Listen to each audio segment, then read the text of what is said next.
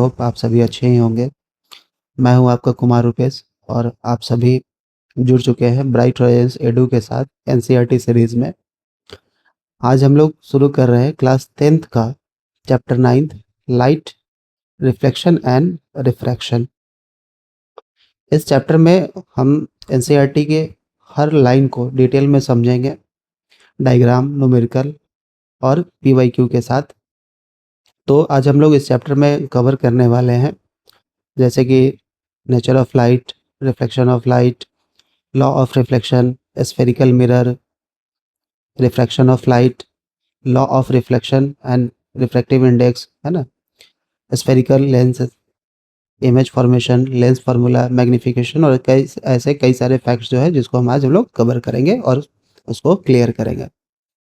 तो अगर आप बोर्ड्स एग्जाम में कॉन्सेप्ट के साथ हाई स्कोर करना चाहते हैं तो इस सेशन और इस सीरीज को ज़रूर देखिए, और अगर इससे आपको हेल्प मिल सकता है तो मेरे लिए बहुत ही खुशी की बात होगी।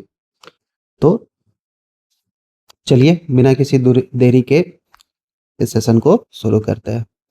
क्लास 10th का फिजिक्स का पहला सेशन, जहां आज हम लोग पढ़ रहे हैं लाइट, ठीक है, जो कि आपका चैप्टर 9th होने वाला है। We see a variety of objects in the world around us. हम अपने आसपास बहुत सारे ऐसे ऑब्जेक्ट्स को देखते हैं जो कि डिफरेंट टाइप्स के होते हैं और इनमें बहुत सारी वैरायटीज होती हैं। However we are unable to see anything in a dark room. On lightning up the room things visible. What makes things visible. हम अपने आसपास जो भी चीज़ें देख रहे हैं तो उनको देखने के लिए आखिर ऐसी कौन सी चीज़ें हैं जो हमको सक्षम बनाता है। मान लीजिए कि अगर कोई रूम में अंधेरा है तो हम चीज़ों को नहीं देख पाते, लेकिन जैसे ही रूम में हम उजाला करते हैं, जैसे ही हम उसको लाइटनिंग अप करते हैं तो चीज़ें दिखनी चालू हो जाती है। तो आखिर ऐसी चीज़ें क्या हैं जिसके कारण हम देख पाते हैं। इसका मतलब है कि लाइट की वजह से ही चीज़ें जो है विजिबल हो पाती है। During the day sunlight help us to see object. दिन में क्या होता है कि जो सनलाइट है वो हमको चीज़ों को देखने में मदद करती है। An object reflects lights that fall on it. This reflected light when received by our eyes enable us to see things। यानी जो लाइट्स रिफ्लेक्ट होता है किसी भी सरफेस पे फॉल होने के बाद, और वहाँ से जो वो रिफ्लेक्टेड लाइट है जब हमारे आइज़ के द्वारा रिसीव किया जाता है तभी हम चीज़ों को देख पाते हैं। We are able to see through a transparent medium as light is transmitted through it. अगर कोई ट्रांसपेरेंट मीडियम है और उससे होके लाइट ट्रांसमिट हो रही है ना, तभी हम चीज़ों को देख सकते हैं। जैसे अगर कोई ट्रांसलूसेंट मीडियम है या फिर ओपेक मीडियम है तो सबका अपना अपना लाइट्स को लेके बिहेवियर है, ठीक है। तो अगर कोई ट्रांसपेरेंट मीडियम है तो उसके थ्रू हम इस तरफ से उस तरफ देख पाते हैं। इसका मतलब क्या है कि उस ट्रांसपेरेंट मीडियम से जो है लाइट ट्रांसमिट हो रही है, तभी हम उसके आर पार देख पा रहे हैं। There are a number of common wonderful phenomena associated with light, such as image formation by mirror, the twinkling of a star, the beautiful colors of a rainbow, bending of light by a medium and so on। तो बहुत सारे lights के wonderful phenomena है जो कि lights के साथ associate करते हैं, such as image formation by mirror, the twinkling of a star, beautiful colors of rainbow, bending of light by a medium and so on. यानी जो इमेज फॉर्मेशन है, ट्विंकलिंग ऑफ स्टार्स है ना, rainbow का जो creation है उसमें जो कलर्स दिखते हैं, bending of light by a medium, किस तरीके से लाइट्स जो है सॉरी मीडियम जो है वो लाइट्स को बेंड करती है, और ऐसे कई सारे फिनोमेना है। Study of properties of light help us to explore them. और इसी लाइट्स के स्टडी को जो है हमको हेल्प करती है प्रॉपर्टीज ऑफ लाइट को समझने में। By observing the common optical phenomena around us. हमारे आसपास जो कॉमन ऑप्टिकल फिनोमेना है जब हम उसको ऑब्जर्व करते हैं, we may conclude that light seems to travel in straight line. तो हम इस निष्कर्ष पे पहुंचते हैं कि जो लाइट है वो स्ट्रेट लाइन में ट्रेवल पहुंचती है। इस कंक्लूजन पे आते हैं। The fact that a small source of light cast a sharp shadow of an opaque object अगर कोई ओपेक ऑब्जेक्ट है ना, मान लीजिए कि अगर कोई ओपेक ऑब्जेक्ट है और इसके थ्रू अगर कोई लाइट पास कर रही है ना, और इधर एक शैडो कास्ट हो रहा है ना, तो इसका मतलब है कि हम ये कह सकते हैं कि लाइट जो है वो क्या है, स्ट्रेट पाथ करती है। अब यहाँ बीच में कोई मीडियम नहीं, तो लाइट सीधे स्ट्रेट निकल जा रही है ना, यहाँ से सीधे निकल जा रही है। लेकिन यहाँ पे क्या देख रहे हैं कि एक शैडो कास्ट हो रहा है ना, तो हम कह सकते हैं कि लाइट जो है वो क्या है, स्ट्रेट ट्रैवल करती है। Cast a sharp shadow of an opaque object point to this straight line path of light usually indicate as a ray of light।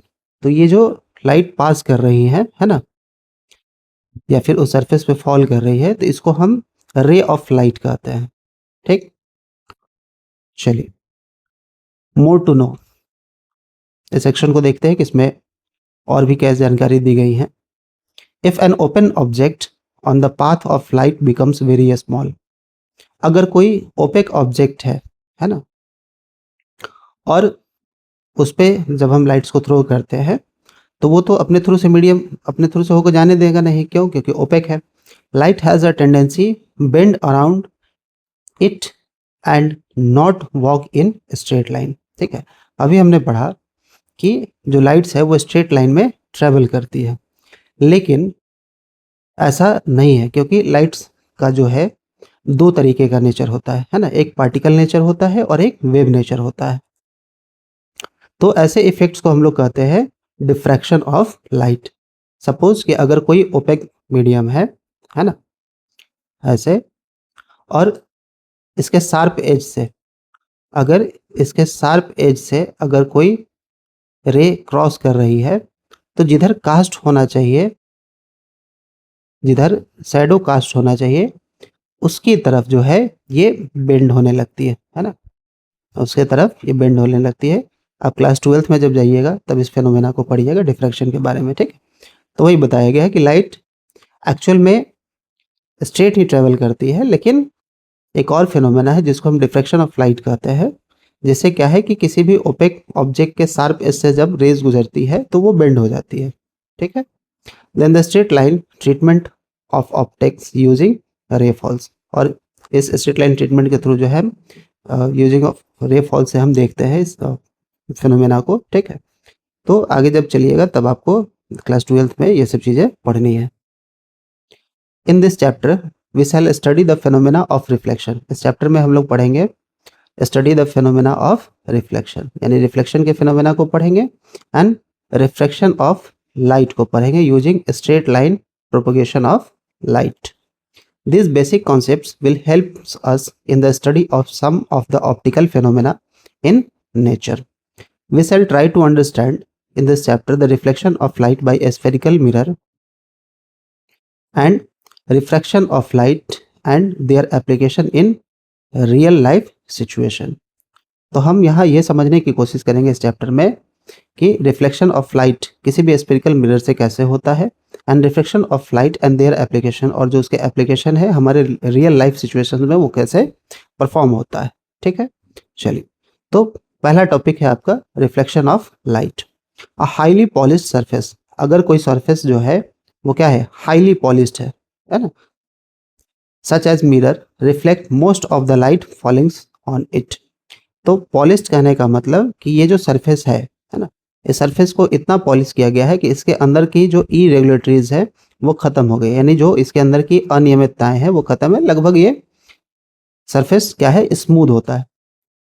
तो इस पे जब कोई लाइट फॉल करती है तो ये मोस्ट ऑफ द लाइट्स को रिफ्लेक्ट कर देता है। You are already familiar with the law of reflection of light. आप प्रीवियस क्लास में भी थोड़ा बहुत पढ़ चुके हैं रिफ्लेक्शन ऑफ लाइट के बारे में। Let us recall this law. The angle of incidence is equal to the angle of reflection, and the incident rays, the normal to the mirror at the point of incidence, and the reflected rays all lie in the same plane। चलिए, तो reflection के phenomena को देखते हैं। ये है हमारा, इसको कहते हैं इंसिडेंट रेज। ठीक, ये है हमारा रिफ्लेक्टेड रेज, ये है हमारा रिफ्लेक्टेड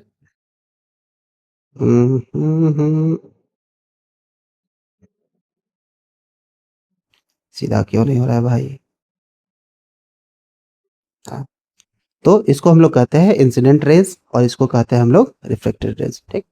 और ये है हमारा, इसको कहते हैं नॉर्मल, ठीक। और ये कहलाता है हमारा एंगल ऑफ इंसिडेंस और इसको हम लोग कहते हैं एंगल ऑफ रिफ्लेक्शन, ठीक। तो ये लॉज कहता है, लॉ ऑफ रिफ्लेक्शन, कि जो एंगल ऑफ इंसिडेंस है, एंगल ऑफ इंसिडेंस जो है वो इक्वल है एंगल ऑफ रिफ्लेक्शन के। और दूसरा कह रहा है कि द इंसिडेंट रेज, ये हमारा incident rays, the normal to the mirror, the normal to the mirror at a point of incidence and the reflected rays all lie in the same plane. यानी ये जितना इवेंट है वो सिर्फ एक same plane पे ही होता है ना, ऐसा नहीं कि अलग अलग होगा, ठीक। तो जो बेसिकली रिफ्लेक्शन है, हम दो तरीके के रिफ्लेक्शंस को देखते हैं, है ना। एक रेगुलर रिफ्लेक्शन और एक इरेगुलर रिफ्लेक्शन। रिफ्लेक्शन डिपेंड करता है उसके सरफेस पे, यानी सरफेस का नेचर कैसा है। अगर सरफेस स्मूथ है तो वो रेगुलर रिफ्लेक्शन होगा, है ना। अगर हमारा सरफेस स्मूथ है तो वहाँ से रेगुलर रिफ्लेक्शन होगा। अगर सरफेस स्मूथ नहीं है तो रेगुलर रिफ्लेक्शन नहीं होगा। तो बेसिकली सरफेस डिसाइड करता है कि रिफ्लेक्शन कैसा होगा। This law of reflection are applicable to all type of reflecting surface. तो रिफ्लेक्शन जो है वो हर एक टाइप के रिफ्लेक्टिंग सरफेस पे एप्लीकेबल होता है, इंक्लूडिंग स्फेरिकल सरफेस। अगर कोई स्फेरिकल सरफेस है ना, अगर कोई स्फेरिकल सरफेस है तो इस पे भी क्या है कि इस पे भी लाइट्स रिफ्लेक्ट होंगे। You are familiar with the formation of image by a plane mirror. हम इमेज फॉर्मेशन को थोड़ा बहुत देख चुके हैं प्रीवियस क्लास में कि प्लेन मिरर से कैसे इमेज फॉर्मेशन होता है। What are the properties of image, image के प्रॉपर्टीज क्या है। Image formed by a plane mirror is always virtual and erect. यानी हमने पहले देख रखा है कि जो प्लेन मिरर है वो हमेशा वर्चुअल इमेज को बनाता है और erect. The size of the image is equal to that of the object. तो इमेज का जो साइज होता है वो ऑब्जेक्ट के इक्वल होता है। The image formed is as far behind the mirror as the object in front of it. अगर इमेज बहुत दूर बन रहा है मिरर से, इसका मतलब है कि ऑब्जेक्ट क्या है, मिरर के इन फ्रंट में है। Further the image is laterally inverted. और आगे जो है जब हम बढ़ते हैं तो इमेज क्या होता है, लेटरली इन्वर्टेड हो जाता है, ठीक है। चलिए, अब आपका एक एक्टिविटी दे रखा है, इस एक्टिविटी को करके आप देख सकते हैं। The curve surface of shining spoon. हमारे घर में जो स्पून होता है तो उसका जो सरफेस होता है वो क्या होता है, कर्व होता है ना, और शाइनी सरफेस होता है। Could be considered as a curve mirror. हम इसको एक कर्व मिरर के रूप में कंसिडर कर सकते हैं। The most commonly use type of curve mirror is the spherical mirror. तो मोस्ट कॉमनली जो टाइप ऑफ कर्व मिरर होते हैं उसको हम लोग क्या कहते हैं, स्फेरिकल मिरर कहते हैं। The reflecting surface of such mirrors can be considered from a part of the surface of a sphere. तो एक पार्ट होता है किसी भी स्फीयर के सरफेस का, एक हम पार्ट ले लेते हैं जिसको हम स्फेरिकल मिरर कह सकते हैं। We shall now the study spherical mirror in some detail. तो आगे अब हम लोग पढ़ने वाले हैं स्फेरिकल मिरर के बारे में कि स्फेरिकल मिरर क्या है। The reflecting surface of a spherical mirror may be curve inward और आउटवर्ड। तो जो स्फेरिकल मिरर है या तो वो अंदर की तरफ से कर्व होंगे या फिर बाहर की तरफ से कर्व होंगे। That is face toward the centre of the sphere. और उसका जो फेस है वो सेंटर के टुवर्ड्स होना चाहिए, है ना। Is called concave mirror. अगर इसका कर्व जो है ये क्या है, सेंटर की तरफ है ना। इस कर्व का अगर पूरा हम ऐसे ड्रॉ करें तो जो है क्या बन जाएगा, एक सर्कल बन जाएगा। तो इसका जो है बेसिकली एक सेंटर है, तो हमने इतना ही पार्ट दिखा रखा है, ठीक है। तो अगर जो उसका विजिबल साइड्स है ना, कर्व साइड्स है, अगर वो सेंटर की तरफ है तो इसको हम लोग क्या कहते हैं,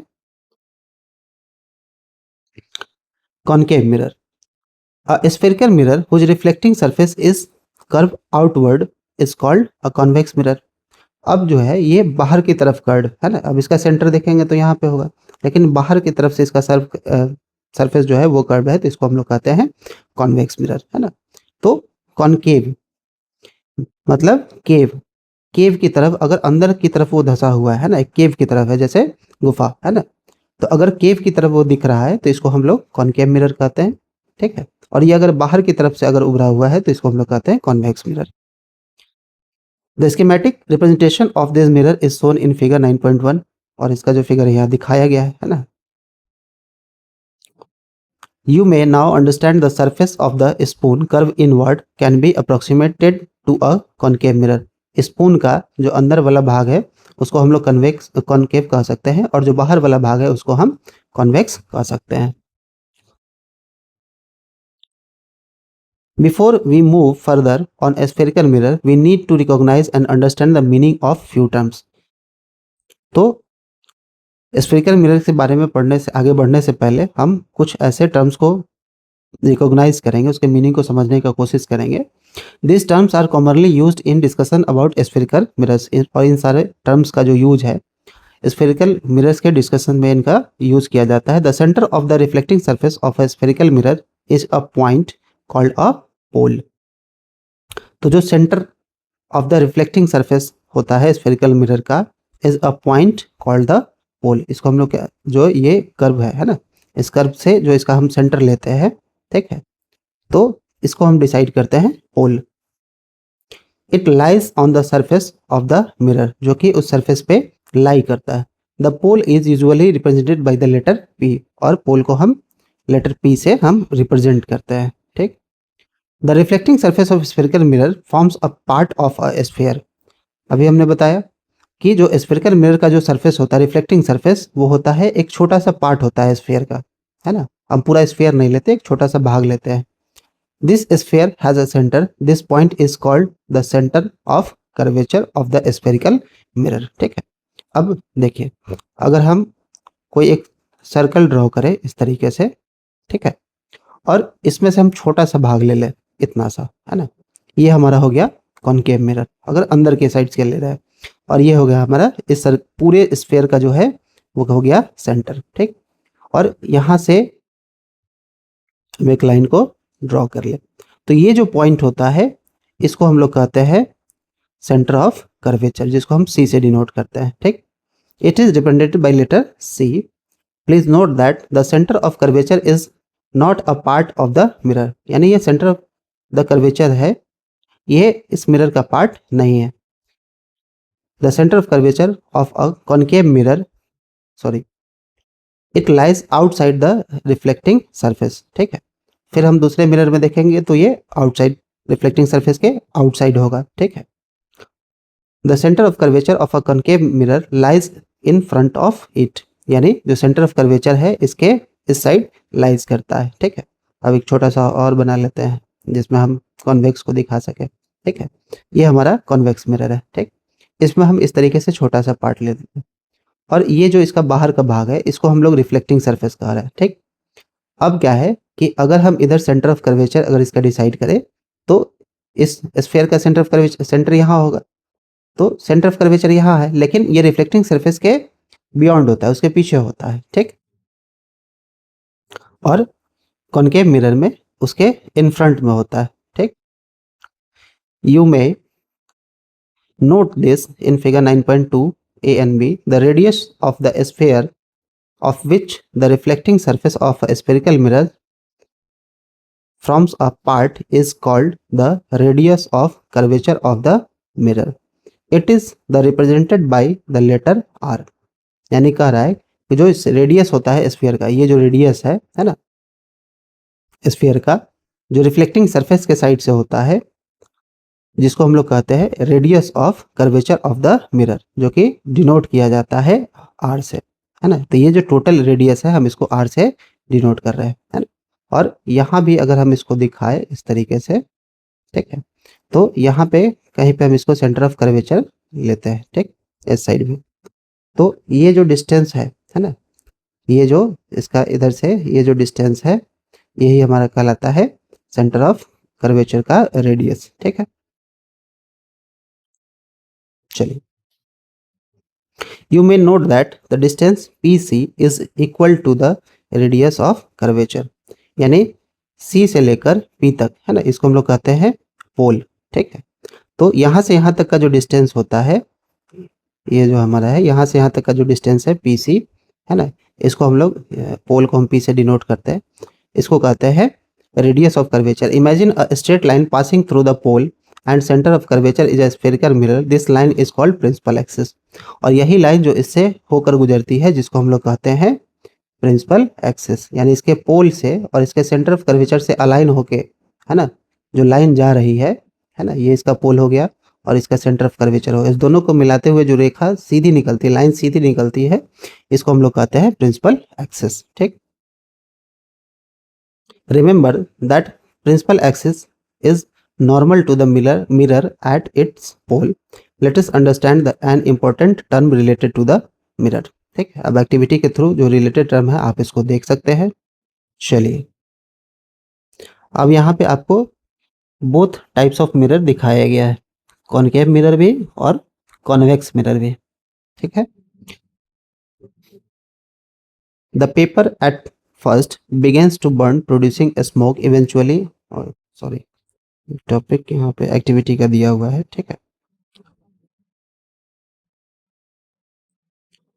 अब देखिए यहाँ पे दो ऑब्जेक्ट का पोजीशन दिखाया गया है ना, दोनों में जो ऑब्जेक्ट है वो कहाँ पे है, इन्फिनिटी पे है। ठीक, और ये हमारा क्या है, इस पॉइंट को हमने अभी देखा कि ये हमारा पोल कहलाता है और इसको हम लोग कहते हैं सेंटर ऑफ कर्वेचर।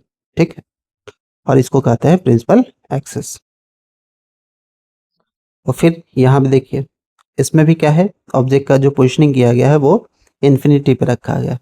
इन दोनों ही कंडीशन में जो ऑब्जेक्ट का इमेज जो फॉर्म होता है, तो कॉनकेव में जो इमेज फॉर्म होता है वो होता है फोकस पे। ठीक, और कॉन्वेक्स का जो इमेज है वो एक्चुअल में, तो यहाँ तो रिफ्लेक्ट हो नहीं रही है, मतलब इसको रिफ्लेक्ट कर नहीं रही है, डाइवर्स कर नहीं रही है, इस तरफ जा नहीं रही है, तो यहीं से रिफ्लेक्ट होके उसी मीडियम में जो है फिर वापस चली जाती है। तो एक्चुअल में तो लाइट्स कहीं पे मीट कर नहीं रही है, तो मीट कर नहीं रही है तो फिर इमेज हमारा जो है यहाँ पे बनते हुए दिखाई देता है ना, इसलिए जो है ये वर्चुअल हो जाता है और यहाँ पे हमारा रियल इमेज। आगे जब रे डायग्राम पढ़ेंगे तब इस सारे प्रिंसिपल को अच्छे तरीके से हम लोग क्लियर करेंगे। ठीक, चलिए, तो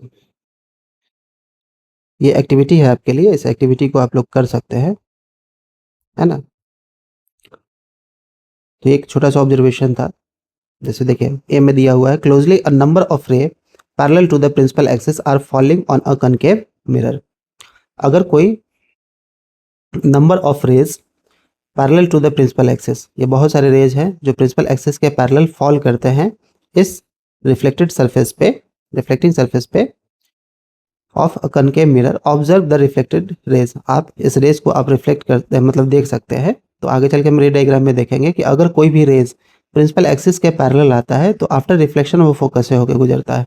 सेम चीज कॉन्वेक्स में भी होता है ना, लेकिन ये एक्चुअल में फोकस पे मिलता नहीं है, मिलता हुआ दिखाई देता है ना। चलिए, observe the reflected ray, they are all meeting intersecting at a point on the principal axis of the mirror. तो रिफ्लेक्शन के बाद क्या है कि ये सभी जो है आकर एक इंटरसेक्टिंग पॉइंट पे मिलते हैं जिसको हम लोग क्या कहते हैं, फोकस कहते हैं। ठीक, और ये जो है होता कहाँ पे है, तो प्रिंसिपल एक्सिस पे एक पॉइंट होता है। This point is called the principal focus of the concave mirror, और इसको हम लोग क्या कहते हैं, प्रिंसिपल फोकस कहते हैं, है ना। इस पॉइंट को, ये जो पॉइंट है हमारा कहलाता है principal focus. Similarly observe 9.2, how are the rays parallel to the principal axis. ये जितने भी रेज है ये सभी क्या है, प्रिंसिपल एक्सिस के पैरेलल है। ठीक, the reflected rays appears to come from a point on the principal axis, this point is called principal focus of the convex mirror. The principal focus is represented by the letter F. The distance between the pole and principal focus of a spherical mirror is called focal length. यानी पोल और इस focus point के बीच का जो distance होता है इसको हम लोग कहते हैं फोकल लेंथ। ठीक है, तो ये हमारा फोकल लेंथ कहलाता है जिसको हम लोग रिप्रेजेंट करते हैं द लेटर स्मॉल एफ। ठीक है, चलिए आगे बढ़ते हैं। The reflecting surface of a spherical mirror is by and large spherical, the surface then has a circular outline. तो जो रिफ्लेक्टिंग सरफेस होता है किसी भी स्फेरिकल मिरर का is by and large sphericals, है ना। The surface then has a circular outline, और ये जो जो सरफेस है इसका एक सर्कुलर आउटलाइन होता है, ठीक। The diameter of reflecting surface of a spherical mirror is called aperture, यानी इस रिफ्लेक्टिंग सरफेस का जो स्फेरिकल मिरर का जो सॉरी जो डायमीटर होता है उस reflecting surface of spherical mirror का, उसको हम लोग कहते हैं aperture. In figure 9.2 distance M N, distance M N देखिए यहाँ दिखाया गया है, डिस्टेंस एम और एन, इसको हम लोग क्या कहते हैं, रिप्रेजेंट द एपरेचर, इसको हम लोग रिप्रेजेंट करते हैं एपरेचर से। We shall consider in our discussion only such spherical mirror whose aperture is much smaller than its radius of curvature। तो डिस्कशन में हम क्या देख रहे हैं कि जो स्फेरिकल मिरर है ना, जो उसका एपरेचर है इज मच स्मॉलर देन, है ना, वो कहीं छोटा होता है उसके रेडियस ऑफ कर्वेचर से, है ना, उसके रेडियस ऑफ कर्वेचर से, है ना। तो आपका रेडियस ऑफ कर्वेचर क्या है, तो आपका रेडियस ऑफ कर्वेचर है पोल से लेकर सेंटर ऑफ कर्वेचर के बीच का जो डिस्टेंस है इसको हम लोग कहते हैं रेडियस ऑफ कर्वेचर। और इससे जो है इसका जो एपरेचर है वो इससे छोटा होगा, मच स्मॉलर, है ना। चलिए, is there a relationship between the radius of curvature R and focal length, है ना। तो क्या कोई रिलेशन है रेडियस ऑफ कर्वेचर और फोकल लेंथ के बीच में, है ना। तो ये जो हमारा रेडियस ऑफ कर्वेचर है पी सी और इस फोकल लेंथ यानी पी एफ के बीच में क्या कोई रिलेशन होता है, तो ये जो पॉइंट होता है ना, फोकस पॉइंट, ये पोल और सेंटर ऑफ कर्वेचर के ठीक बीच का पार्ट होता है, यानी इस पूरे डिस्टेंस को ये बीच से इक्वली क्या करता है, डिस्ट्रीब्यूट कर देता है ना, दो भागों में बांटता है, तो दोनों तरफ का डिस्टेंस बराबर हो जाता है ना। तो इसी को आगे दिखाया गया है। For a spherical mirror of a small aperture, the radius of curvature is found to be equal to twice the focal length। यानी जो रेडियस ऑफ कर्वेचर जो होता है वो फोकस लेंथ का, है ना, फोकल लेंथ का डबल होता है, दोगुना होता है। This implies that principal focus of a spherical mirror lies midway between the pole and centre of curvature. तो इस तरीके से जो हमारा फोकस पॉइंट है ना, ये पोल और सेंटर ऑफ कर्वेचर के बीच में लाई करता है और इक्वली दोनों के बीच को लाइन को क्या करता है, डिस्ट्रीब्यूट करता है। तो इस तरीके से अगर आप देखेंगे तो पीसी को हम लोग दिखा रहे हैं, पीसी इज इक्वल टू ये क्या हो जाएगा, P F plus C F, है ना। तो ये हमारा क्या है, फोकल लेंथ है, ठीक। और ये भी दोनों डिस्टेंस क्या है, सेम है। तो इस तरीके से हम पीसी को आर से डिनोट करते हैं और ये हमारा, अगर हम पी एफ दोनों इक्वल डिस्टेंस है तो इसको हम क्या लिख सकते हैं, एफ से दिखा सकते हैं, है ना। तो F plus F is equal to हो जाएगा हमारा are is equal to 2f, है ना। यानी जो सेंटर ऑफ कर्वेचर होता है वो फोकल लेंथ का डबल होता है ना, सॉरी, रेडियस ऑफ कर्वेचर जो होता है वो फोकल लेंथ का डबल होता है, ठीक। आप देखिए, अब हम लोग पढ़ते हैं image formation bye spherical mirror. तो किसी भी स्फेरिकल मिरर के द्वारा जो है इमेज फॉर्मेशन कैसे होता है, you have study about the image formation by plane mirror, है ना। तो हम लोग इमेज फॉर्मेशन प्रीवियस क्लास में थोड़ा बहुत पढ़ चुके हैं। You also know the nature, आपको पता है कि उसका नेचर क्या है, पोजिशन क्या है, and relative size of the image form bye them, और उसका जो रिलेटिव साइज होता है जो कि इमेज उसके द्वारा फॉर्म होता है तो उसका रिलेटिव साइज क्या है। How about the image form bye spherical mirror, तो जो स्फेरिकल मिरर है वो किस तरीके से इमेज को फॉर्म करती है।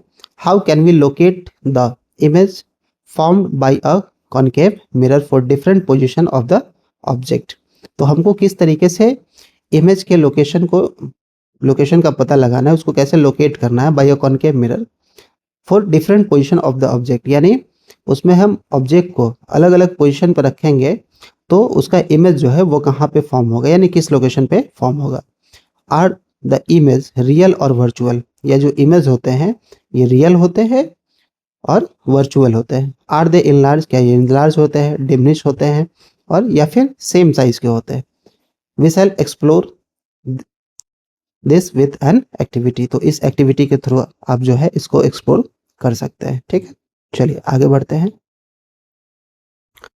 अब देखिए यहाँ पे आपको दिखाया गया है, ठीक है, फिर हम आगे इसको इमेज के थ्रू हम देखेंगे। पहले हम एक बार रे डायग्राम देख लेते हैं ताकि ये आपको अच्छे से समझ में आ जाए। ठीक, representing of image form bye spherical mirrors using रे डायग्राम। तो रे डायग्राम क्या है?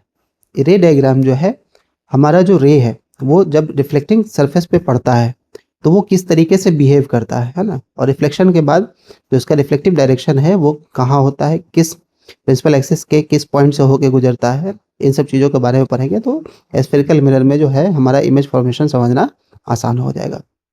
We can also study the formation of image by spherical mirror by drawing ray diagram. तो इस तरीके से जो इमेज फॉर्मेशन है उसको हम स्टडी कर सकते हैं बाई स्फेरिकल मिरर यूजिंग रे डायग्राम के हेल्प से, ड्रॉ करने से हम इसको समझ सकते हैं। Consider N extended object of finite size placed in front of a spherical mirror. तो इसको हम इस तरीके से कंसिडर करते थे, कोई भी एक्सटेंडेड ऑब्जेक्ट या फिर फाइनाइट साइज का कोई ऑब्जेक्ट है उसको हम प्लेस करते हैं इन front of a spherical mirror, यानी उस स्फेरिकल मिरर के इन फ्रंट में जब हम उस फाइनाइट साइज के ऑब्जेक्ट को जब प्लेस करते हैं, each small portion of the extended object acts like a point structure. तो जितने भी स्मॉल पोर्शन है उस एक्सटेंडेड ऑब्जेक्ट के वो एक्ट करता है as a point source. An infinite number of rays originate from each of this point, और उस इनफाइनाइट सॉरी जो उस हर एक पॉइंट से जो है जो ओरिजिनेट होता है, जितने भी रेज ओरिजिनेट होते हैं इनफाइनाइट नंबर्स के, टू कंस्ट्रक्ट रे डायग्राम, और क्या करते हैं, रे डायग्राम को कंस्ट्रक्ट करते हैं। In order to locate the image of an object an arbitrary large number of rays emanating from a point could be considered. कहने का मतलब यह है कि जो रे डायग्राम कंस्ट्रक्ट होता है उस ऑर्डर में लोकेट करने के लिए कि इमेज, उस ऑब्जेक्ट का इमेज कहाँ पे है, an arbitrary large number of rays emanating from a point could be considered। तो इमेज का लोकेशन पता लगाने के लिए हम रे डायग्राम के हेल्प से, अगर मान लीजिए कोई भी एक सोर्स है, उस सोर्स से बहुत सारे रेज निकल रहे हैं, तो हम नंबर ऑफ रेज को ला सकते हैं ताकि हम ये पता लगा सके कि जो इमेज फॉर्म हो रहा है ना, वो कहाँ पे फॉर्म हो रहा है। However it is more convenient to consider only two rays. तो अगर हम ये और भी कन्वीनियंट हो जाता है इस चीज को कंसीडर करने के लिए कि सिर्फ हम दो रेस के हेल्प से हम ये पता लगा सकते हैं, for the sake of clarity of रे डायग्राम, और इससे जो है रे डायग्राम की हेल्प से हम इसकी क्लैरिटी हमको मिल जाती है। These rays are so chosen flat it is easy to know their direction after reflection from the mirror. और ये जो रेज है जिनको हमने चूज किया है ये आसान हो जाता है ये जानने के लिए कि जो उनके डायरेक्शन है after reflection from the mirror, यानी मिरर से रिफ्लेक्शन के बाद जो है वो किस डायरेक्शन में मूव करता है। ठीक, तो फर्स्ट डायग्राम आपका दे रखा है, a parallel to the principal axis, a ray parallel to the principal axis after reflection will pass through the principal focus in case of concave mirror on appear to diverge from the principal focus in case of convex mirror। This is illustrated in figure 9.3। तो A N B में दिखाया गया है कि अगर कोई भी raise principal axis के पैरेलल होती है ना, अगर कोई इंसिडेंट प्रिंसिपल एक्सिस के पैरेलल होती है तो आफ्टर रिफ्लेक्शन वो फोकस से होके गुजरता है ना, फोकस पॉइंट से होके गुजरता है। सेम एज इट इज हम जब हम कॉन्वेक्स मिरर में देखते हैं तो वहां भी इसी तरीके से दिखाई देता है, लेकिन यहाँ पे कॉनकेव मिरर में ये एक्चुअल फोकस से गुजर रहा होता है रिफ्लेक्शन के बाद, लेकिन कॉन्वेक्स में क्या है कि ये रिफ्लेक्शन के बाद जो है दूसरे डायरेक्शन में चला जाता है। लेकिन सेम अगर इसके पाथ को अगर हम अलाइन करें तो ये इस फोकस पॉइंट से होके, इस फोकस पॉइंट से होके गुजरता हुआ दिखता है हमको। ठीक है, तो पहला प्रिंसिपल है आपका रे डायग्राम का कि अगर कोई भी रेज प्रिंसिपल एक्सिस से होकर आती है तो आफ्टर रिफ्लेक्शन वो फोकस पॉइंट से होके गुजरता है ना। तो या तो गुजरता है या फिर गुजरते हुए प्रतीत होता है। दूसरा है a ray passing through the principal focus of a concave mirror और अ रे which is directed towards the principal focus of a convex mirror after reflection will emerge parallel to the principal axis।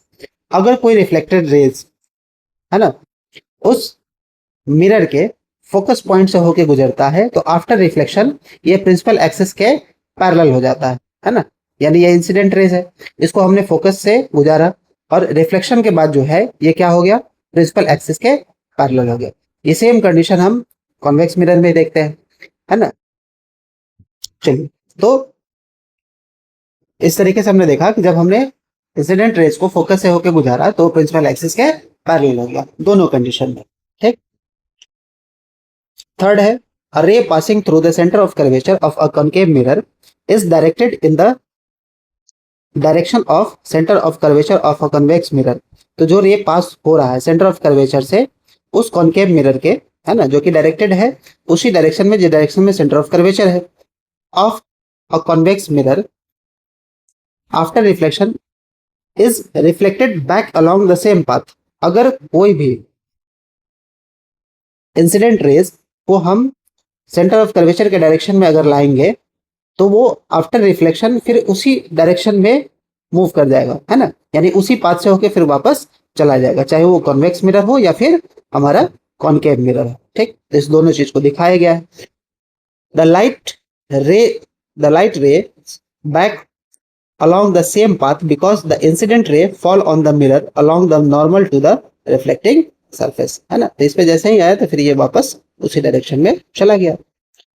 चौथा है आपका fourth, a ray incident obliquely to the principal axis toward at a point P यानी पोल of the mirror. तो जो incident ray है अगर हम उसको प्रिंसिपल एक्सिस के का जो पॉइंट है ये पोल, है ना, अगर हम यहां से उसको गुजारते हैं तो क्या होता है, इस दोनों ही कंडीशन में is reflected obviously the incident and reflected raise follow the law of reflection.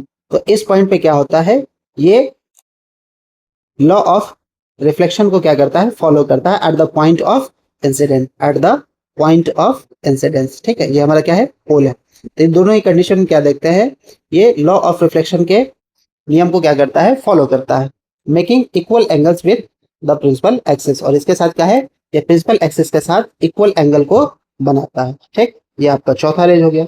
Remember that in all the above case the law of reflection are followed at the point incidence, the incident rays is reflected in such way that the angle of reflection equal to the angle of incident. तो इन सभी चीजों में हमको याद रखने की ये जरूरत है कि जो लॉ ऑफ रिफ्लेक्शन है ना, उसको फॉलो किया जाना चाहिए at the point of incidence, उस पॉइंट पे जहां पे इंसिडेंट रेज आके फॉल करती है। The incident rays reflected in such a way that angle of reflection equals to the angle of incidence. ठीक, अब यहाँ आगे फिर हम देखेंगे image formation by concave mirror. चलिए देखते हैं हम लोग कि कॉनकेव मिरर के द्वारा इमेज फॉर्मेशन कैसे होता है ना। तो दो रेज की हेल्प से हम ये पता लगाएंगे कि किस तरीके से कॉनकेव मिरर जो है वो इमेज को फॉर्म करती है। ठीक है, तो यहाँ पे कई सारे पोजीशंस दिए गए हैं कि हम जब जब ऑब्जेक्ट को जहां प्लेस करेंगे तो उसका इमेज कैसे फॉर्मेशन होगा। ठीक, तो फर्स्ट कंडीशन है कि अगर हम ऑब्जेक्ट को इन्फिनिटी पे रखें, है ना, अनंत पे रखें, तो इसका इमेज कैसे बनेगा। तो यहाँ से जो reflected raise sorry incident raise है वो इस स्फेरिकल मिरर से रिफ्लेक्शन के बाद आके फोकस पॉइंट पे मीट करती है ना। तो ये जो दोनों रेज जहां पे एक दूसरे को इंटरसेक्ट करेंगे इमेज वहीं पे फॉर्मेशन होगा। ठीक है, तो पहला कंडीशन है हमारा कि जब ऑब्जेक्ट इन्फिनिटी पे होता है तो उसका जो इमेज फॉर्मेशन, इमेज जो फॉर्म होता है वो इमेज फॉर्म होता है फोकस पे। ठीक है, अब इमेज का साइज क्या है, बड़ा है। ठीक है, और सॉरी ऑब्जेक्ट का साइज क्या है, बड़ा है, और इमेज का साइज क्या है, बहुत ही छोटा है। ठीक है, तो पहला हमने देखा कि अगर ऑब्जेक्ट कहाँ पे है, इन्फिनिटी पे है, तो उसका इमेज कहाँ पे फॉर्म होता है, तो फोकस पे। इस तरीके से हमने लोकेट किया कि जब ऑब्जेक्ट इन्फिनिटी पे हो तो उसका इमेज कहाँ फॉर्म होता है, फोकस पे। सेकेंड कंडीशन देखते हैं, अगर ऑब्जेक्ट जो है इन्फिनिटी और सेंटर ऑफ कर्वेचर के पीछे है, यानी बियॉन्ड सेंटर ऑफ कर्वेचर है, तो उसका जो इमेज फॉर्मेशन होगा, तो हमने दो रेज का हेल्प लिया। पहला देखिए, पहला है रे डायग्राम की हेल्प से समझिए कि अगर कोई इंसिडेंट रेज प्रिंसिपल एक्सिस के पैरेलल अगर उस मिरर पे फॉल करती है, उस रिफ्लेक्टिंग सरफेस पे, उस मिरर के, तो आफ्टर रिफ्लेक्शन वो कहाँ से गुजरता है, फोकस से होकर गुजरता है। तो ये तो पहले हमने देख रखा है, ठीक, कि जब हम उसको प्रिंसिपल एक्सिस के पैरेलल लाएंगे तो वो फोकस से होके गुजरेगा। सेकेंड देखिए, अगर हम दूसरे रेज को सेंटर ऑफ कर्वेचर से होके गुजारते हैं, है ना, तो यहाँ से अगर ये गुजर रहा है तो गुजरने के बाद फिर इसी डायरेक्शन में क्या हो जाएगा, फिर वापस चलेगा, उसी पाथ को फॉलो करके फिर वापस हो जाएगा। लेकिन जो इस दोनों रेज का जो इंटरसेक्शन पॉइंट है वो कहाँ पे है, यहाँ पे है, यानी सेंटर ऑफ कर्वेचर और फोकस के बीच में।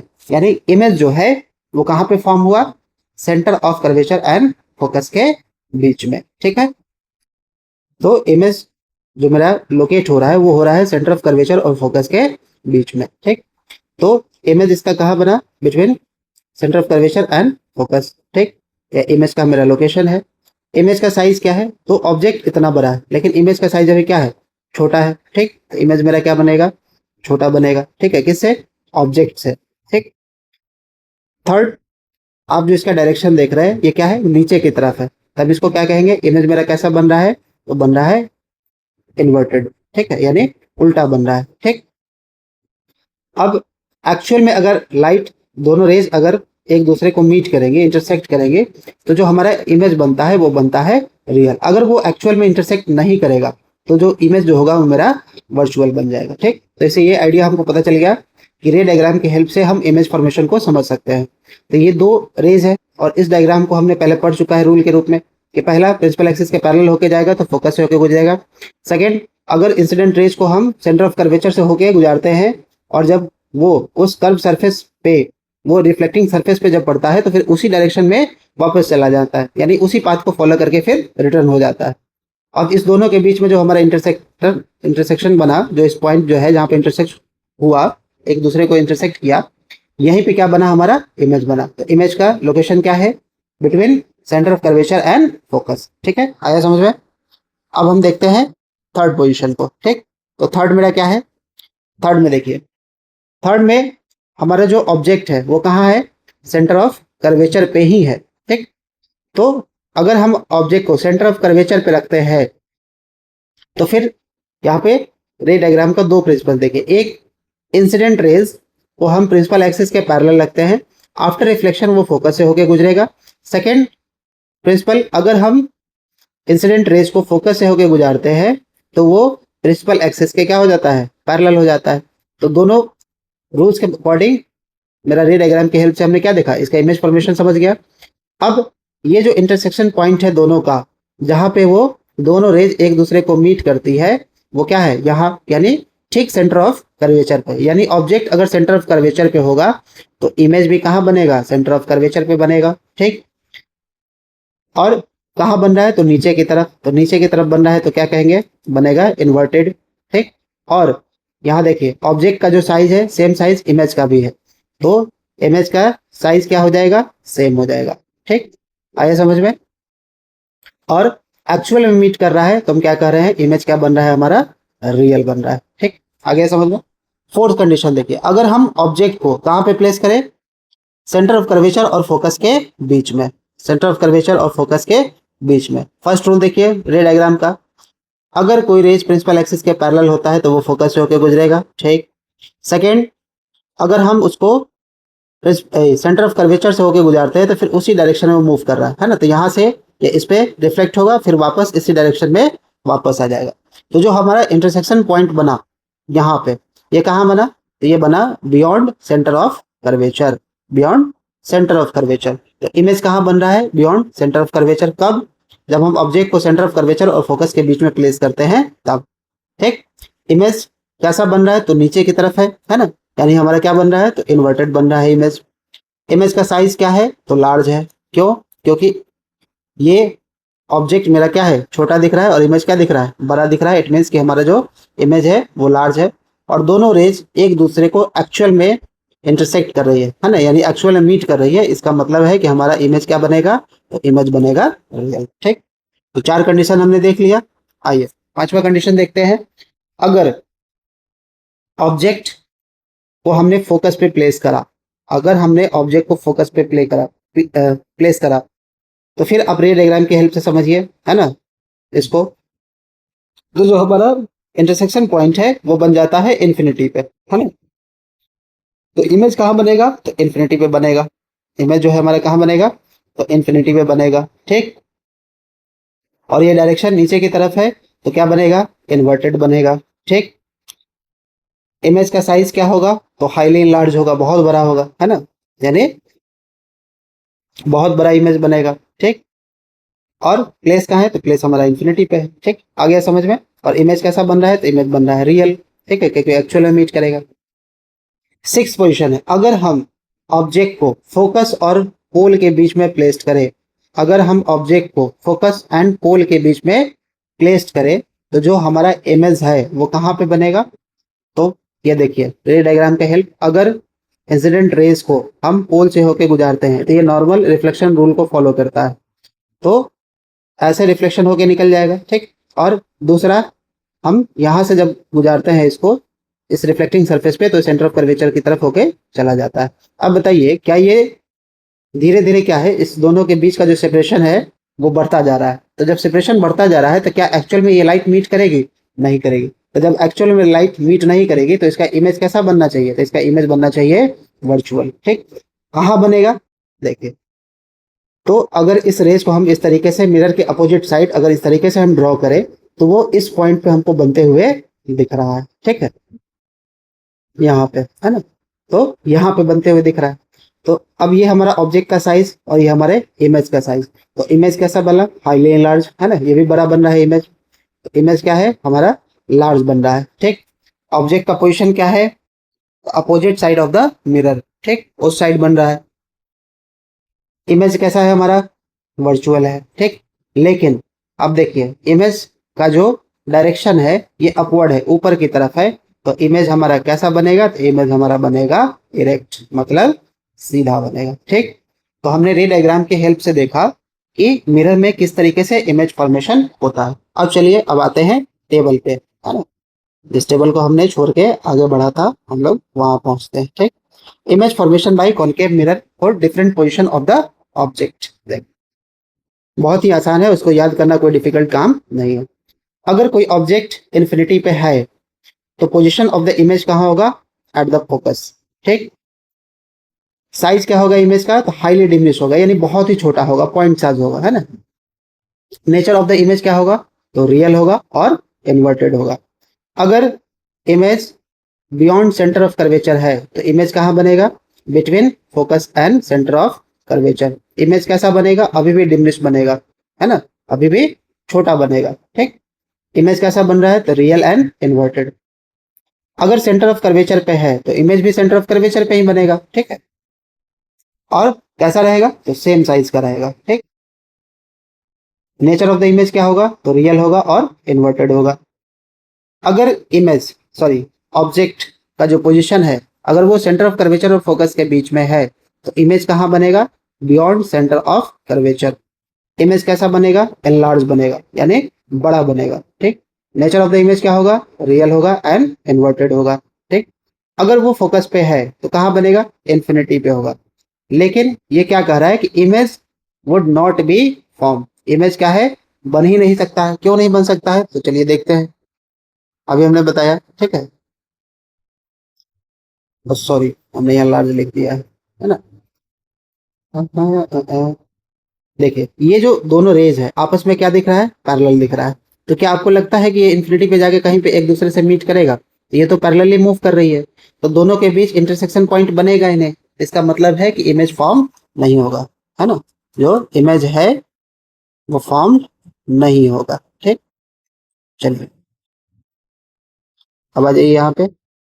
हाँ, अगर ऑब्जेक्ट कहाँ है, बिटवीन पोल एंड फोकस है, तो इमेज कहाँ बनेगा, बिहाइंड द मिरर, यानी मिरर के पीछे बनेगा। कैसा बनेगा, तो एनलार्ज बनेगा।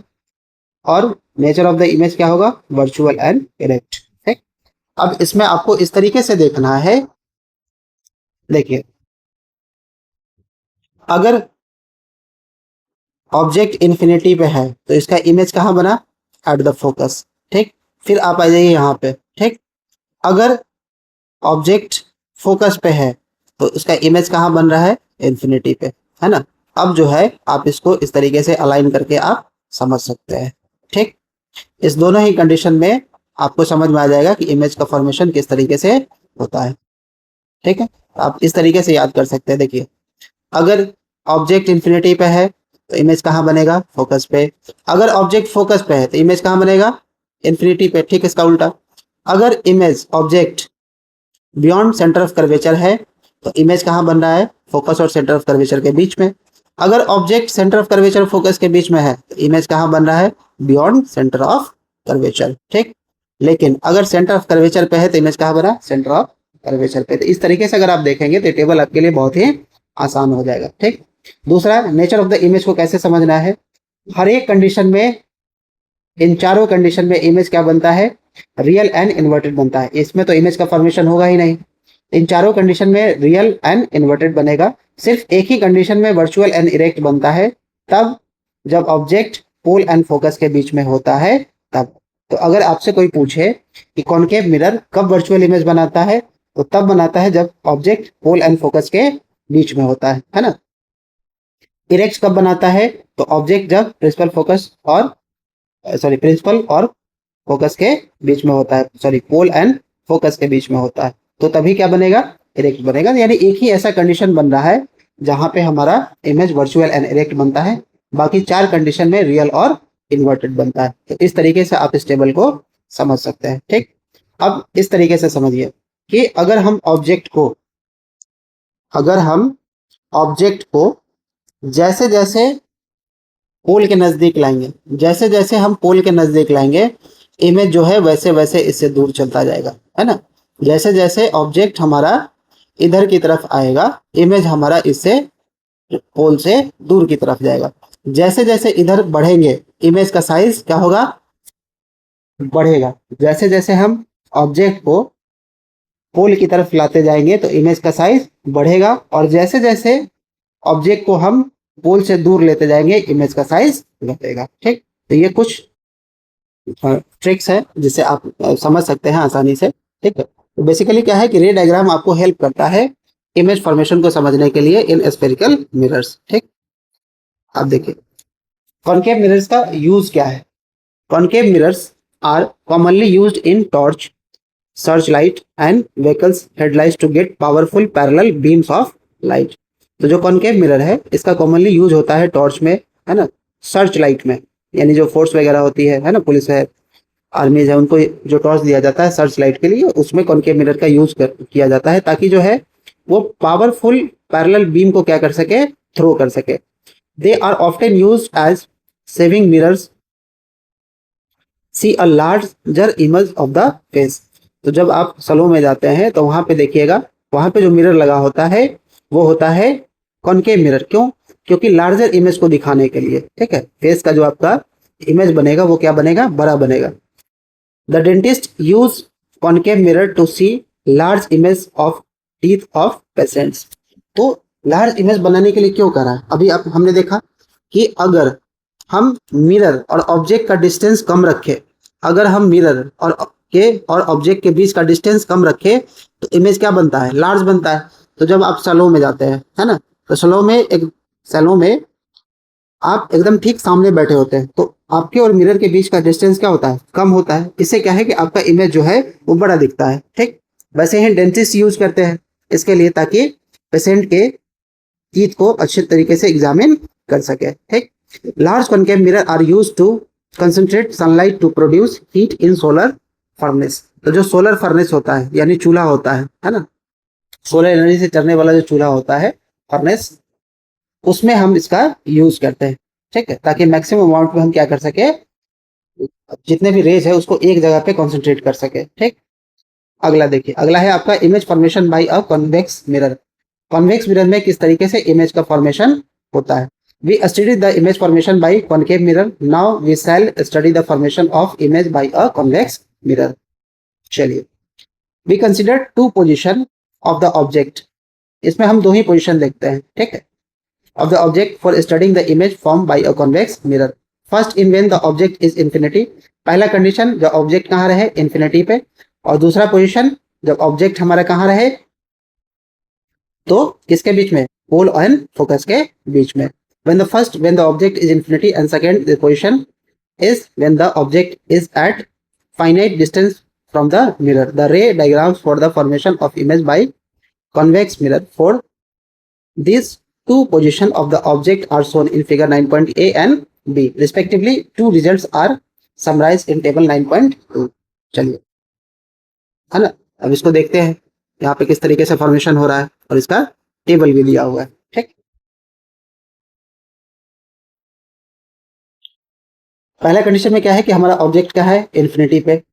अब क्या है कि ये कॉन्वेक्स मिरर है. कॉन्वेक्स मिरर में क्या कंडीशन है कि अगर हम प्रिंसिपल एक्सिस के पैरेलल हम कितने भी रेज को लाएंगे और इस पे अगर हम बीम ऑफ लाइट को थ्रो करेंगे तो वो हमेशा डिफरेंट डायरेक्शन में मूव करेगा. ठीक है, तो मतलब कभी भी एक दूसरे को इंटरसेक्ट नहीं करेगा. ठीक, इस कारण से क्या है कि जब लाइट एक्चुअल में मीट करेगा ही नहीं, तो जब लाइट एक्चुअल में मीट नहीं करेगा तो इमेज कैसा बनेगा हमारा, तो वर्चुअल बनेगा, है ना. तो आप देख रहे हैं दोनों ही कंडीशन में क्या बन रहा है, वर्चुअल बन रहा है. और हमने देखा है कि जब भी मिरर के बिहाइंड अगर कोई इमेज फॉर्मेशन होता है, मिरर के बिहाइंड अगर इमेज फॉर्मेशन होता है तो वो हमेशा क्या होता है, इरेक्ट होता है. यानी हम कह सकते हैं कि कॉन्वेक्स मिरर में जो भी इमेज फॉर्मेशन होगा वो वर्चुअल होगा और इरेक्ट होगा. ठीक, तो अगर ऑब्जेक्ट इन्फिनिटी पे है तो उसका इमेज कहाँ बनेगा, फोकस पे. इमेज का साइज क्या होगा, बहुत ही छोटा होगा, हाईली डिमिनिश होगा. अगर वो ऑब्जेक्ट इन्फिनिटी और पोल ऑफ द मिरर के बीच में है, पोल ऑफ द मिरर के बीच में है, इन्फिनिटी और पोल ऑफ द मिरर के बीच में हमने रखा, तो उसका इमेज कहाँ बनेगा, बिटवीन पी एंड एफ, यानी प्रिंसिपल एक्सिस और फोकस के बीच में बनेगा. लेकिन कहाँ, बिहाइंड द मिरर, यानी मिरर के उस साइड. और इमेज कैसा बनेगा, डिमिनिश बनेगा. यानी दोनों ही कंडीशन में अगर कॉन्वेक्स मिरर है तो इमेज एक कंडीशन में हाईली डिमिनिश बनेगा एंड अदर कंडीशन में वो डिमिनिश बनेगा. तो ये दो ही कंडीशंस है जहां पे हम कॉन्वेक्स मिरर में इमेज फॉर्मेशन देखते हैं. ठीक, चलिए आगे बढ़ते हैं. You have so far studied the image formation by a plane mirror, a concave mirror and a convex mirror, which is of those mirrors will give the full image of a large object. चलिए, you can see a full length image of a tall building or a tree in a small convex mirror. One such mirror is fitted in a wall of Agra Fort facing Taj Mahal. If you visit the Agra Fort, try to observe the full image Taj Mahal to view distinctly. You should stand suitably at the terrace adjoining the wall. तो जब आप full length of image को देखते हैं, है ना, ये question आपसे यहाँ पूछा गया था. You have so far study the image formation by plane mirror, a concave mirror and a convex mirror. Which of those mirror will give the full image, मतलब इनमें से कौन ऐसा मिरर है जो फुल इमेज को दिखाता है किसी भी बड़े ऑब्जेक्ट का. तो जब आप फुल लेंथ इमेज को देखिएगा, खासकर कोई टॉल बिल्डिंग है, ट्री है ना, स्मॉल कॉन्वेक्स मिरर से, तो one such mirror is fitted, आप जाके देखिएगा वॉल ऑफ आगरा में. ठीक है, तो आगरा फोर्ट का जो वॉल है, तो फोर्ट के फेसिंग में क्या है कि उसको फिटेड किया गया है. ठीक है, किधर की तरफ, तो ताजमहल की तरफ. If you visit the Agra fort, try to observe the full image of Taj Mahal to view distinctly. You should stand suitably at the terrace adjoining the wall. मतलब आपको उस तरीके से उस वॉल के डिस्टेंस पे मेंटेन करना पड़ेगा ताकि जो है आप उस मिरर में उस पूरे ताजमहल का जो इमेज है उसको आप देख सके. ठीक है, अगला है आपका usages of convex mirror. Convex mirror are commonly used as a rear view wing mirrors in vehicles. यानी गाड़ियों में जो रियर व्यू मिरर होता है, यानी पीछे के देखने के लिए जो मिरर होता है, हम उसमें कॉन्वेक्स मिरर का यूज करते हैं. These mirrors are fitted on the sides of the vehicle, जिसको फिटेड किया जाता है साइड्स पे, है ना, हैंडल पे या फिर कार के दोनों गेट के साइड जो लगा होता है. Enabling the driver to see traffic behind him her to facilitate safe driving. तो पीछे से जो ट्रैफिक आ रही है ना, उसको देखने के लिए, ताकि जो है ड्राइवर क्या है, सेफ रहे, यानी सेफ ड्राइविंग हो सके, इसके लिए उसको यूज किया जाता है वहां पे। Convex mirror are preferred because they always give an erect, तो हमेशा वो क्या करता है, एक इरेक्ट इमेज बना के देता है, इसके लिए हम क्या करते हैं, कॉन्वेक्स मिरर का यूज करते हैं। दो डिमिनिश इमेज, और इमेज क्या बनता है, बहुत छोटा बनता है। तो जब आप सड़क पे चल रहे होते हैं तो पीछे का जो सड़क का एरिया होता है वो बहुत वाइड होता है ना, और आपको एक छोटे से मिरर में देखना है, तो ये तभी पॉसिबल हो पाएगा जब हम कॉन्वेक्स मिरर का यूज करेंगे, यानी पीछे का जो एरिया है वो बहुत बड़ा है, ठीक है, और उसको एक छोटे से मिरर में देखना है, इसके लिए हम कॉन्वेक्स मिरर का यूज करते हैं, ताकि पीछे का जो फुल व्यू मिरर, मतलब फुल व्यू है वो मिरर में हम देख सके, ठीक। Thus convex mirror enable the driver to view much larger area than would be possible with a plane mirror, यानी प्लेन मिरर के अकॉर्डिंग हम क्या है कि उसके मुकाबले जो है हमको कॉन्वेक्स मिरर का यूज करना पड़ता है, ठीक है। लेकिन इसमें कंडीशंस है ना, आप देखिएगा अब तो शायद बहुत कम लिखा आता है गाड़ियों में, पहले के समय में लिखा आता था गाड़ियों पर कि ये लिखा होता था कि जो ऑब्जेक्ट आप पीछे की तरफ है और उसका जो इमेज आपके मिरर में दिख रहा है ना, तो वो ये नहीं कर रहा है कि आपको दूर दिखेगा, बहुत दूर दिखा है, लेकिन एक्चुअल में बहुत नजदीक होता है, ठीक है। तो वो पहले वो इंस्ट्रक्शन लिखा हुआ आता था, अब गाड़ियों पे लिखा हुआ नहीं आता है। यानी जब आप मिरर से पीछे देख रहे होते हैं तो आपको लगता है कि पीछे की जो गाड़ी है वो बहुत दूर है, लेकिन एक्चुअल में बहुत नजदीक होता है, ठीक है, वो डिस्टेंस कम ही होता है, ठीक। तो ये चीज ध्यान रखने वाली बात है। चलिए, अगला है आपका sign convention for reflection by spherical mirror, है ना। अब इसको बहुत अच्छे तरीके से समझना है ताकि आपका जो न्यूमेरिकल्स है वो आप इसको अच्छे से सॉल्व कर सके, ठीक है। While dealing with the reflection of light by a spherical mirror, we shall follow a set of sign convention called the new Cartesian sign convention. In this convention, the pole P of the mirror is taken as the origin, है ना। इसमें जो है आपका जो mirror था, है ना, इसके इस पॉइंट को हम लोग क्या कहते हैं, ओरिजिन मान के चलते हैं। P को जो है हम लोग क्या मान के चलते हैं, ओरिजिन मान के चलते हैं। The principal axis of the mirror is taken as the x axis, यानी ये जो हमारा प्रिंसिपल एक्सिस है इसको हम क्या मान के चलते हैं, हम इसको मान के चलते हैं x एक्सिस, ठीक। तो इसको इस तरीके से, सॉरी इसको थोड़ा और बड़ा बना देते हैं ताकि क्लियरली विजुअल हो पाए। तो ये हमारा हो गया पोल, ठीक है, जिसको हम लोग मान रहे हैं क्या, ओरिजिन, ठीक। और the principal axis of the mirror is taken as the x axis, x dash और x, the coordinate system, है ना, यानी कोऑर्डिनेट सिस्टम के अकॉर्डिंग हम इसको x मानेंगे और इसको मानेंगे x डैश, ठीक। तो फर्स्ट साइन कन्वेंशन क्या है, the object is always placed to the left of the mirror, object जो है वो हमेशा कहाँ प्लेस्ड होगा, तो लेफ्ट में प्लेस होगा, यानी मिरर के लेफ्ट साइड प्लेस होगा। क्यों प्लेस होगा, क्योंकि इधर साइड ही क्या रहता है, रिफ्लेक्टिंग सरफेस होता है, तो इसलिए ऑब्जेक्ट को जब हम इधर रखेंगे तभी तो इस पे लाइट रिफ्लेक्ट होगा, है ना, तभी इसका इमेज फॉर्मेशन हो सकता है ना, तभी जो है इसका इमेज फॉर्मेशन हो सकता है। This implies that light from the object falls on the mirror the left hand side, और इसी कारण से जो है इमेज जो इस पे फॉल करेगी वो लेफ्ट हैंड साइड में ही करेगी। Second, all distance parallel to the principal axis are measure from the pole of the mirror, यानी वो सारे डिस्टेंस जो प्रिंसिपल एक्सिस के पैरेलल रहेंगे, है ना, जो प्रिंसिपल एक्सिस के पैरेलल रहेंगे उसको हम पोल से मेजर करेंगे, है ना, हमेशा यहाँ से मेजर करेंगे, पोल से, ओरिजिन से। All the distance measure to the right of the origin along positive x axis are taken as positive while those measured to the left of the origin along minus, यानी x dash axis, इधर तरफ का जो भी distance होगा हम लोग उसको लेंगे नेगेटिव में, और इधर का जो भी डिस्टेंस होगा उसको हम लोग लेंगे पॉजिटिव में, ठीक, आर टेकन एज नेगेटिव, ठीक। तो जो लेफ्ट साइड है, तो लेफ्ट साइड का जो डिस्टेंस होगा हम उसको नेगेटिव में मेजर करेंगे, और राइट साइड का जो डिस्टेंस होगा वो उसको हम पॉजिटिव में मेजर करेंगे। फोर्थ है, distance measured perpendicular to and above the principal axis along plus y axis are taken as positive, and distance measured perpendicular to and below the principal axis along y are taken as negative, है ना।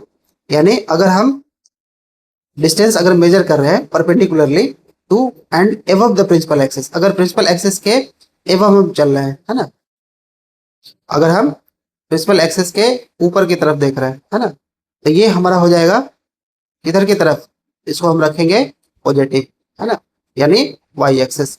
और अगर जो distance हम major कर रहे हैं वो परपेंडिकुलर किधर हो, नीचे की तरफ, below the principal axis along minus Y axis are taken as negative, यानी नीचे की तरफ का जो हम डिस्टेंस लेंगे वो हमारा क्या होगा, नेगेटिव में होगा। ठीक, तो ये चीज हमको ध्यान रखना है, खासकर तब जब हम इसमें क्या कर रहे हो, डिस्टेंस को मेजर कर रहे हैं। ठीक, तो ये साइन कन्वेंशन में हम क्या देख रहे हैं, पहला कि जो पोल है इसको हम क्या मानते हैं, ओरिजिन मानते हैं, यानी जो भी डिस्टेंस मेजर किया जाएगा वो हमेशा पोल को ध्यान में रख के किया जाएगा। सेकेंड आपका क्या कह रहा है कि प्रिंसिपल एक्सिस के अलोंग हम एक कोऑर्डिनेट मतलब एक एक्सिस के रूप में हम इसको फॉर्म कर लेते हैं, जहां पे राइट साइड में हम एक्स लिखते हैं और लेफ्ट साइड में हम एक्स डैश लिखते हैं, यानी राइट साइड में जो वैल्यू होगा वो हमेशा पॉजिटिव होगा, लेफ्ट साइड में जो वैल्यू होगा हमेशा नेगेटिव होगा। ठीक वैसे ही अगर अपवर्ड एंड डाउनवर्ड हम जो भी डायरेक्शन मेजर करते हैं जो कि परपेंडिकुलर होता है प्रिंसिपल एक्सिस पे, तो जब ऊपर की तरफ ले जाते हैं, है ना, ऊपर की तरफ जब हम जाएंगे तो उसका जब डिस्टेंस मेजर करेंगे तो पॉजिटिव में, और जब नीचे की तरफ जाएंगे तो उसका डिस्टेंस हम मेजर करेंगे नेगेटिव में। ये है आपका साइन कन्वेंशन जो कि आपके न्यूमेरिकल्स जो है उसमें हेल्प करेंगे। ठीक है, चलिए आगे बढ़ते हैं। The new Cartesian sign convention describe above is illustrated in figure 9.9। यहाँ पे इस फिगर में आपको दिखाया गया है फॉर योर रेफरेंस के तौर पे। This sign convention are applied to obtain the mirror formula. इस साइन कन्वेंशन का हम यूज करते हैं mirror formula and solve related numericals problem, यानी जो भी न्यूमेरिकल्स प्रॉब्लम है उसको सॉल्व करने के लिए। तो उसको अच्छे तरीके से यहाँ हमको डायग्राम के फॉर्म में दिखाया गया है, mirror formula and magnification. In a spherical mirror, the distance of the object from its pole is called the object distance, है ना, यानी हम ऑब्जेक्ट से पोल के बीच का जो हम डिस्टेंस मेजर करेंगे इस प्रिंसिपल एक्सिस के अलोंग, ये क्या कहलाएगा, ऑब्जेक्ट डिस्टेंस कहलाएगा, जिसको हम लोग डिफाइन रिप्रेजेंट करेंगे u से। The distance of the image from the pole of the mirror is called the image distance, यानी जो इमेज का डिस्टेंस होगा कहाँ से, पोल से। हमने क्या बताया था, जो भी डिस्टेंस मेजर करेंगे वो करेंगे हम लोग पोल से यानी ओरिजिन से। तो ये जो डिस्टेंस कहलाएगा वो कहलाएगा भी से, है ना, इसको इससे भी से रिप्रेजेंट करेंगे। You already know that the distance of the principal focus from the pole is called focal length. और इसी ओरिजिन से जो हम फोकस का डिस्टेंस मेजर करेंगे वो हमारा कहलाएगा focal length. There is a relationship between three quantities given by the mirror formula is expressed as, यानी इस तीनों क्वांटिटी का जो मेजरमेंट फार्मूला है उसको इस तरीके से हम दिखाते हैं, 1/v plus 1/u is equal to 1/f। This formula is valid in all situation. ये जो फार्मूला है ये सभी सिचुएशन में वैलिड है और सभी स्फेरिकल मिरर के लिए भी है। For all position of the object, यानी मिरर कैसा भी हो या फिर ऑब्जेक्ट का पोजिशन भी क्या कैसा भी हो, हम हर एक कंडीशन में हम इसी फार्मूला का यूज करेंगे। You must use the new Cartesian sign convention while substituting numerical values for u, v and f and r। r हमारा क्या है, लास्ट हम लोग पढ़े हैं कि r क्या है, इस r को हम लोग कहते हैं radius of curvature for solving problems, है ना। तो देखिए यहाँ पे हमको डायग्राम के हेल्प से समझाया गया है। तो हमने क्या देखा कि जब हम प्रिंसिपल एक्सिस के डायरेक्शन में, सॉरी पोल के डायरेक्शन में अगर डिस्टेंस को हम मेजर कर रहे हैं, है ना, तो ये हमारा क्या है, इंसिडेंट लाइट, है ना। तो ये हम किधर की तरफ जा रहे हैं, इधर की तरफ। डिस्टेंस टुवर्ड्स द लेफ्ट, अगर हम डिस्टेंस टुवर्ड्स लेफ्ट की तरफ जाते हैं तो हमारा क्या हो जाता है, नेगेटिव। अगर हम जो ओरिजिन है उधर से हम डिस्टेंस मेजर करते हैं राइट साइड, तो हमारा क्या हो जाता है, पॉजिटिव। फिर देखिए ऑब्जेक्ट अब ऊपर की तरफ है, हाइट अपवर्ड, ये हमेशा हम क्या लेंगे, पॉजिटिव लेंगे। और हाइट डाउनवर्ड, इसको हमेशा क्या लेंगे, नेगेटिव लेंगे। और ये हमारा मिरर है। तो ये हमारा कार्टेशियन साइन कन्वेंशन है फॉर स्फेरिकल मिरर, जिसको हम न्यू कार्टेशियन साइन कन्वेंशन कहते हैं। ठीक, आया समझ में। चलिए अब है आपका अगला topic magnification.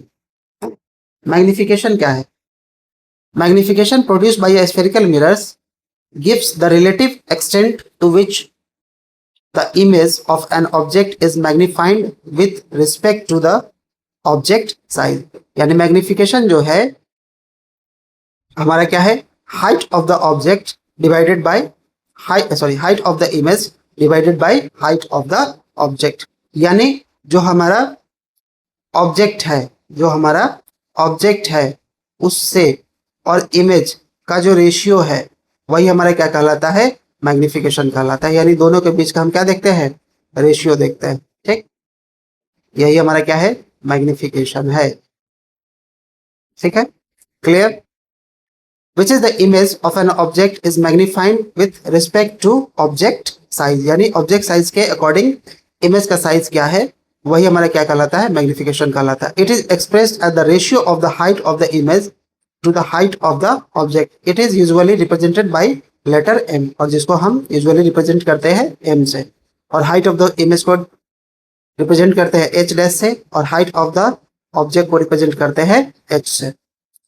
If the h is the height of the object and h dash is the height of the image। ठीक, तो ये आपका मैग्निफिकेशन का फॉर्मूला है, where m is equal to h dash divided by h।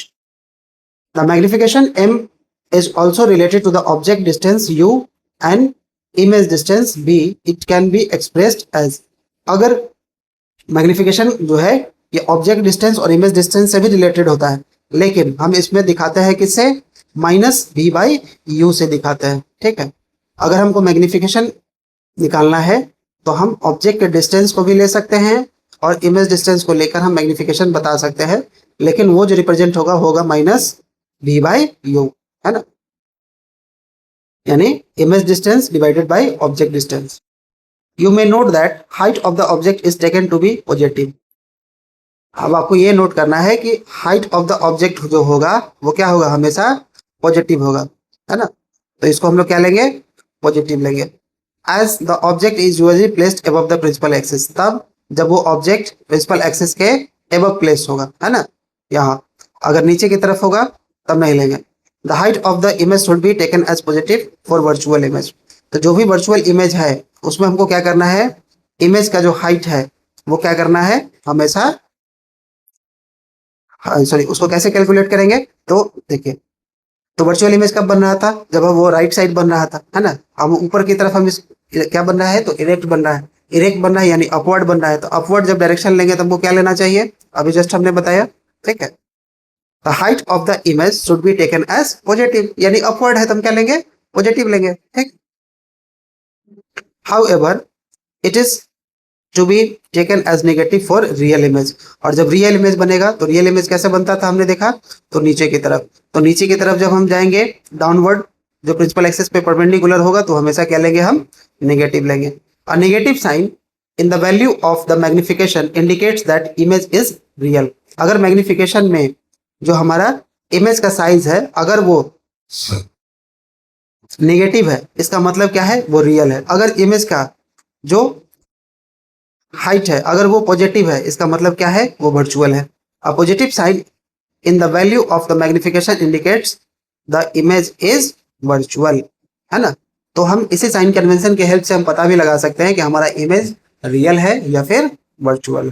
ठीक, तो चलिए आज हम लोग यहाँ तक कंप्लीट कर चुके हैं, और आगे के सेशन में अब छोटा सा आपका न्यूमेरिकल है ना, न्यूमेरिकल्स आप देख सकते हैं या फिर हम इसको भी सॉल्व करा देंगे, फिर आगे हम चलेंगे। तो एग्जांपल्स के थ्रू आप देख सकते हैं, क्योंकि साइन कन्वेंशन क्लियर हो गया है। अगले सेशन में हम लोग पढ़ेंगे रिफ्रैक्शन ऑफ लाइट, है ना। तो रिफ्लेक्शन आपका खत्म हो गया, image formation bye spherical mirror हो गया, है ना। हमने साइन कन्वेंशन देख लिया, रे डायग्राम देख लिया, ठीक, और मैग्निफिकेशन देख लिया मिरर में।